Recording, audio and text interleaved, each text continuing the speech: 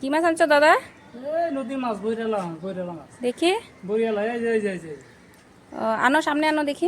এই যে নদীর মাছ, হ্যাঁ এই যে একদম নদী। নদীর না এটা? নদী বরিয়ালা। এই এতটুকুই নাকি? না না, এই দূরে আছে, শেষ মাছ শেষ হয়েছে কেন? আমার লেগে নিয়ে আইছো এতটুকু? হ্যাঁ, কতটুকু আছে এখানে? 3 পো আছে। আচ্ছা, তো দাও হ্যাঁ। দাও, দাঁড়াও, তোমার স্ক্যানারটা দিও। এই যে দেখেন মাছগুলা কি সুন্দর, নদীর মাছ চকচক করছে। চেলা পাতা মাছ, কি সুন্দর লাগছে না? পুরার উপর মতো হয়ে গেছে। তো এখানে আছে 3 পাওয়া। তো এটাকে এখন আমি প্রথমে কেটে পরিষ্কার করে নিই। এই যেটা আমি মশলা দিয়ে ম্যারিনেট করেছি ছোটো মাছগুলা, এখানে আছে হলুদ গুঁড়া, লঙ্কা গুঁড়া, ধনিয়া গুঁড়া, ভিনিগার, তারপরে আরও কি ছিল, বেসন, তারপরে অল্প একটু গরম মশলা।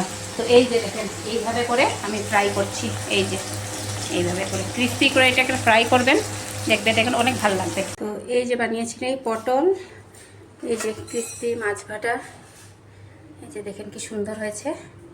যেরকম সুন্দর হয়েছে সেরকম খেতেও স্বাদ। তো এরকম মাছ ভাজা বানিয়ে খাবেন আপনারাও। এই যে ডাল, মুসুর ডাল, এই যে এটা ছোটো শুকনা মাছ দিয়ে টমেটো পুড়ে এটা চাটনি বানিয়েছি। আর এইখানে আছে ভাত, এইখানে স্যালাড, এই যে স্যালাড বানিয়েছি।